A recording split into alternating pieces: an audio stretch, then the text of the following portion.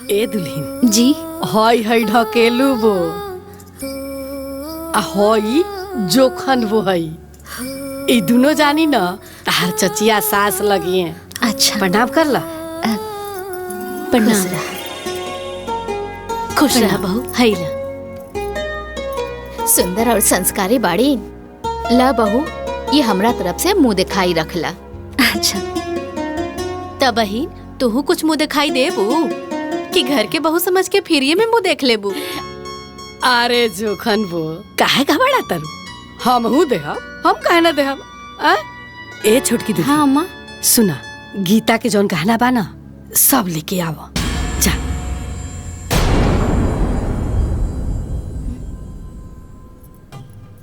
भूलन वो हई पतर की खोयला सब इनका के गांव में। नमस्ते अम्मा जी। हाँ हेने आई ना। अच्छा अब तनी। जी नमस्ते।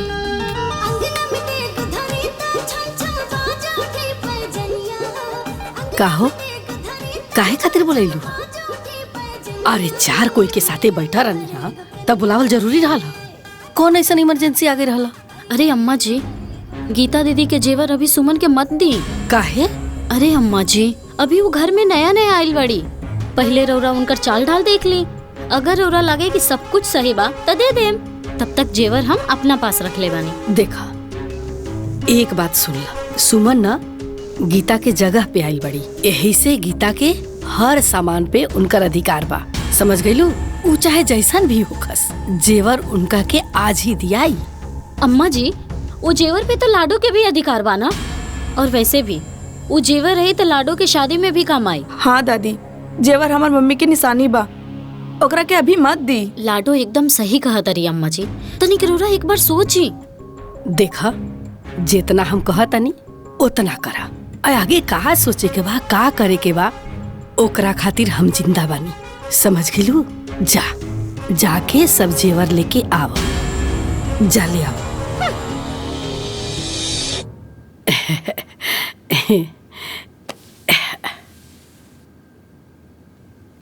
लदलीन प्रणाम। दा दुल्हीन जी हैला है सब गीता के गहना है। आज से सब तहार भई आ सबके मालकिन तू भइलू। अब तारा सब संभाले के बा। जी अच्छा तब बहिन अब हम सब चलतानी। अच्छा ठीक बा। उहे होला जवन विधि करेले रचनवा। हाँ तो चाची, दामाद बहुत बढ़िया खोजले बाटू। देख पड़ोसी जल मरे। लागत है खैले पीले घर के बाटे। ए बिटिया, सब नसीब नसीब के खेला हा। जौन भगवान जेकरा नसीब में देहले बाड़े ना ऊ ओकरा के मिल जाला। हाँ ठीक कहतारी हमार बहू। समझ लू लोगन, हमारा गोपाल के बस के ना रहे ऐसन घर बर खोजल। कुछ भी कह चाची, दुल्हा के देख के मन जुड़ा गए। बाकी कुछ लोग तो नरम गरम बात करत बड़े कि दुल्हा उम्र दराज के बड़े और ऊपर से दुआ बड़े। ए बिटिया, हमरा के सब पता बा केकर करेजा जुड़ा गई और केकर करेजा पर सांप लूट गई। हमहू इहे गांव के बानी। उ लुटौना ओकर दामाद कैसन बा? खूटा नियन एक भित्ता के। और उसे ठरुआ ओकर दामाद कैसन बा? तवा के पेंदी नियन बा। हमार दामाद दुआहा बाता का देखे में तो सुंदर बा ना, देखे में तो एकदम ठीक ठाक बा। हमार दामाद केहू और के जैसे लूड़ लंगर मोट करिया तो नहीं खे ना। हमार दामाद के एक देखे ना तो नौ सिहाय। जाके बोल दी हा कि ऐसे ही बोलत रहनी हा। अच्छा ठीक है चाची, हमने घरे जा। ठीक बा, ठीक जा। फिर लौट के बहुत आया लोगन।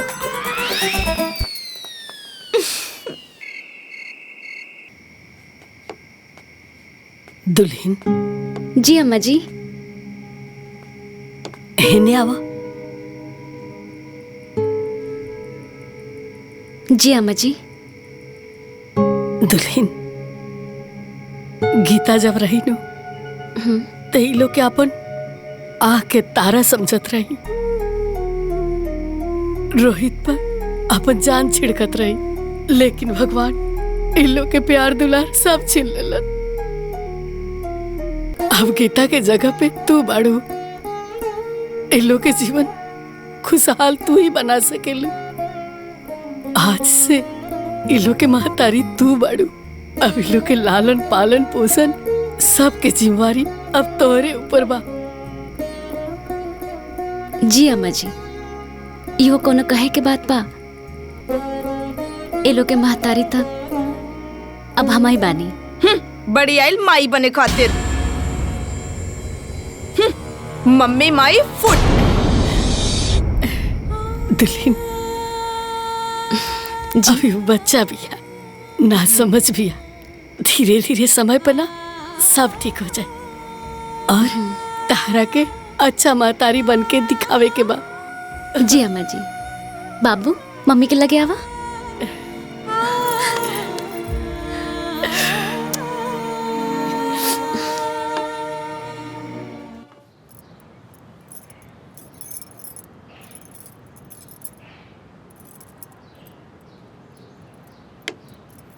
दुल्हन हाँ अम्मा जी। सुना, कल ज्योतिया के व्रत बा, तैयारी कर द पूजा के। अम्मा जी अगर और आज्ञा होखे तो रोहित खातिर हम ज्योतिया के व्रत कर सकतानी का? अरे दुल्हन, यो कोनो पूछे वाला बात बा? तहार अधिकार बा व्रत रखे के। जा तैयारी कर पूजा के। हाँ हाँ अम्मा जी, हम तैयारी करतानी।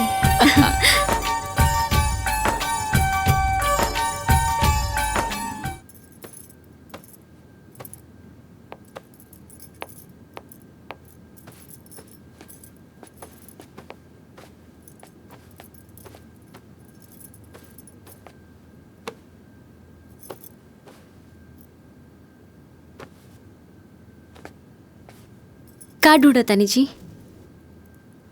एगो फाइल खोजतानी, पता ना कहाँ रखला। अब फाइल?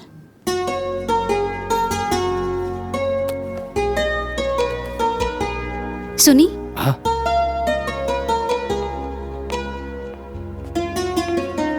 यहाँ का? हाँ ये सुमन, अब हम तारा से कुछ कहे के चाहता नहीं। अब कहीं हम तारा से ऑपरेशन के शर्त रख के ब्याह कैनी। एक खातिर हम बहुत शर्मिंदा बानी। तारा से हम जीवन भर खातिर माई बने के सुख छीन लानी। हम ऐसा करे के ना चाहत रहनी, लेकिन हमार रोहित अब लाडो के सौतेली मां ना मिले, इससे हमरा से ही गुनाह हो गए। हम तार गुनहगार बानी, हमरा के माफ कर दिया। माफी मांग के हमके शर्मिंदा मत करी। रवा जौन कुछ भी कहनी सही कहनी। रवा जगह पे दुनिया के कोनो भी बाप रही तो अपना संतान खातिर यह करी। रवा एगो बाप होके के फर्ज निभानी। तू सच में देवी बाड़ू। तारा के पाके हम खुद के बहुत भाग्यशाली माना था। नहीं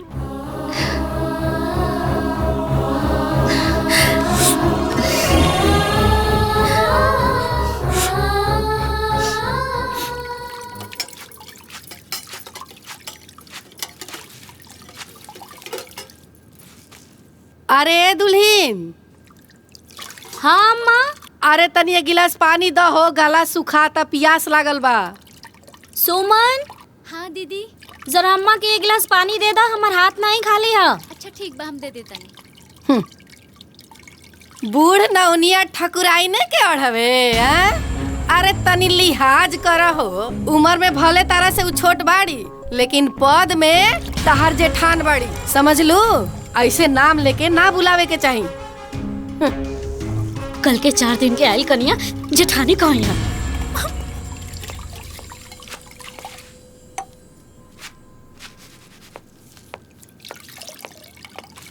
अम्मा जी पानी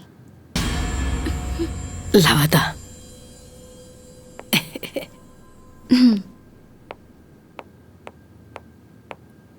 दीदी। हाँ लाई, हम बर्तन माज देता नहीं। तू छोड़ा, हम माज ले। और वैसे भी तू तो हमार जेठानी बाड़ू ना, तब भला हम जेठानी से बर्तन कैसे साफ करा सकत तानी?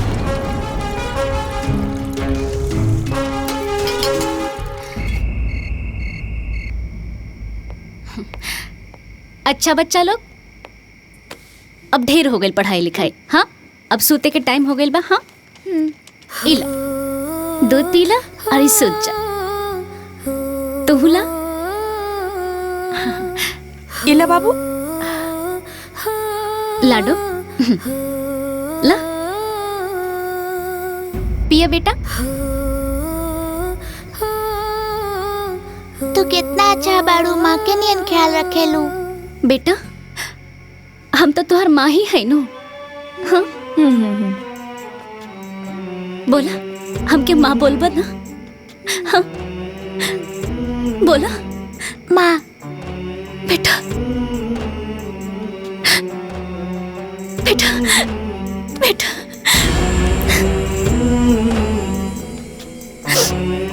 माई ना, सौतेली माई।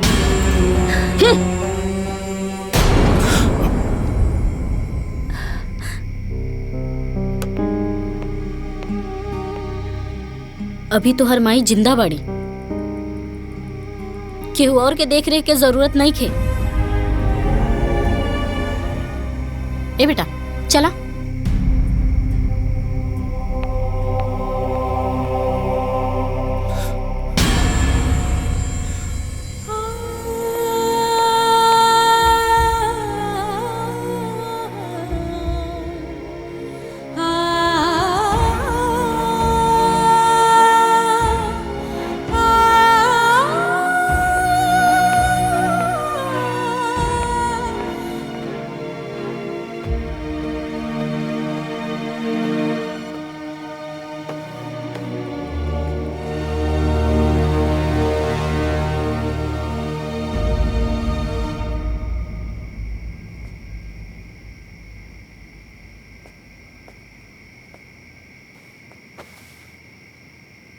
लाडो, देखो बेटा, तारा सुमन के साथ ऐसा व्यवहार ना करे के चाहिए। आखिर उतार माई जैसन बाड़ी। माई जैसन बाड़ी, लेकिन माई ना बाड़ी ना। बस बहुत हो गई। वो धोनी के माई ही ना, बल्कि माई से बढ़ के बाड़ी। तारा नहीं के पता धोनी के प्यार के बंटवारा ना हो जाए। ये करते हुए बेचारी ऑपरेशन करा लालस। अब वो जीवन भर माई ना बन पाई, और तू ऐसा माई के साथ ऐसा व्यवहार करता रहो।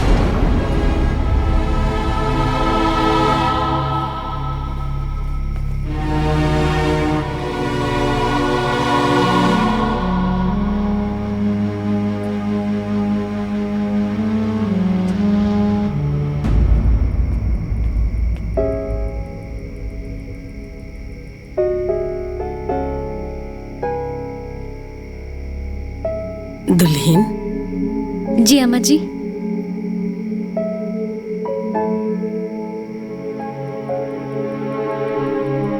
ई घर ना अब तहार बा, और ई घर के लोग भी तहरे बा।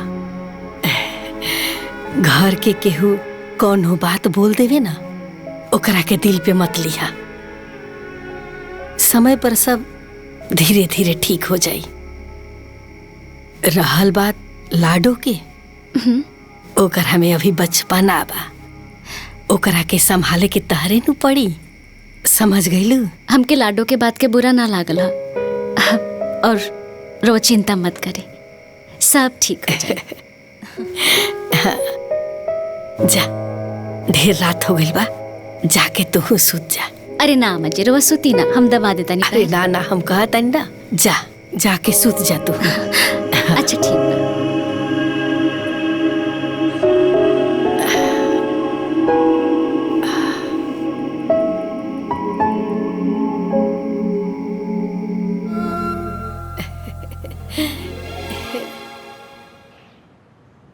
दुल्हन, तारा माई के फोन आई रहल हा, कहत रही है कि बड़ा ओकरा के देखे के मन करता।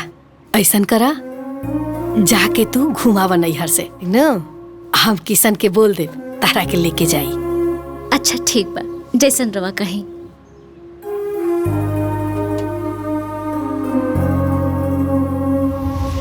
एहनी के कोनो चिंता फिक्र नहीं के, जौन करे के बना हमारे करे के बा। हम जबले कोनो काम पे ध्यान ना दी ना तो घर में कोनो काम होके वाला नहीं के। दुल्हन के नैहर जाए के बा, अब अही ले कोनो तैयारी नहीं के भाई। विजय, ए किसान। हाँ माई। अरे केने बाड़ा लोग हो? अरे का भइल माई? हाँ माई। बहू के काल नैहर जाए के बा, अब पूछा तारा का भइल? अरे कोनो तैयारी नहीं के भाई, समझला? जाके बाजारी से फल ओल मर मिठाई लेके आव। अरे रहुआ चिंता ना करी, हम जाके सब ले आई। ले आइब ना, जाके लेके आव। ठीक बा। आ तू विजय, दुल्हन के बाजारे लेके जा और उनका मन पसंद के साड़ी कपड़ा साज सिंगार सब खरीदवा दो। अरे माई, उनका पेटी में पहले ही से इतना साड़ी भरल पड़ल बा, और कितना चाहिए? अरे तो हमारा नहीं पता कि पड़ल बा, जौन हम कहता ना उ कर। अरे हमार पतो हिया, जब उतरे तो लोग के लागे के चाहिए के कर पतो हिया, समझला? ठीक बा, हम उनका के लेके जाता नहीं। जा।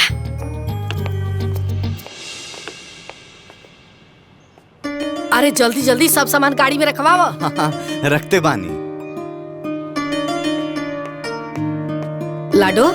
हाँ दादी। अरे जाके देखा था मम्मी तहार तैयार भइली कि ना भइली? कह दो उनका से जल्दी से तैयार हो जास, कहीं जाए के मुहूर्त ना निकल जाए। ऐसन तैयार होत बाड़ी जैसे मई के ना गौने जात बाड़ी। ये लड़की तो। हाँ बउआ ले जो। हाँ दुल्हन, ए दुल्हन। हाँ अम्मा जी। अरे जल्दी तैयार होके आवा हो। बस आवते बानी तैयार हो गई नी। ले जा। हाँ।